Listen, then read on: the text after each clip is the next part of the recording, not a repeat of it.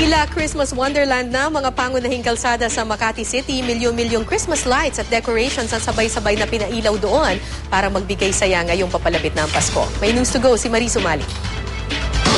3, 2,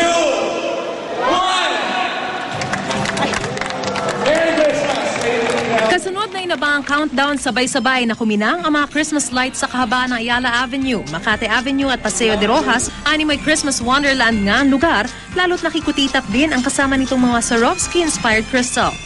We wanted to transform Makati into a Christmas wonderland of sorts, no? Because we wanted to remain to be dynamic, no? Consistent with our positioning as the leading city, not only in business but also lifestyle, entertainment, and culture. Isang katutak man ng ilaw, tipid kuryente naman daw dahil LED lights ang ginamit.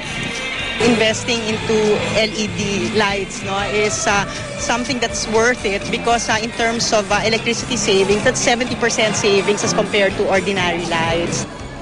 Kakaiba raw ang mga disenyo ngayong taon na ginamitan pa ng mga sanga ng puno. Halos 500 Mojaco balls at 100 parol. Puno rin ang mga tinatawag na heart trees ang center islands. We had the trees and then we had those balls kasi everything is growing from the ground. And it's very... And my heart, I call them heart trees. They're heart trees because I feel that Christmas is in our hearts. Paskong-Pasko na rin sa dapitan na kung saan ibinebenta na ang maraming Christmas display. Tulad na lang ng iba't ibang mukha ni Santa Claus. Gayon din ang mga makukulay na parol. Pero malakas na ito this week, ma'am. This week? Apo. Apo. Apo. Lalo pag weekend. Apo. Kita naman sa mukha ng mga mamimili ang tuwa. Bukod daw kasi sa mura, pwede pang tumawad.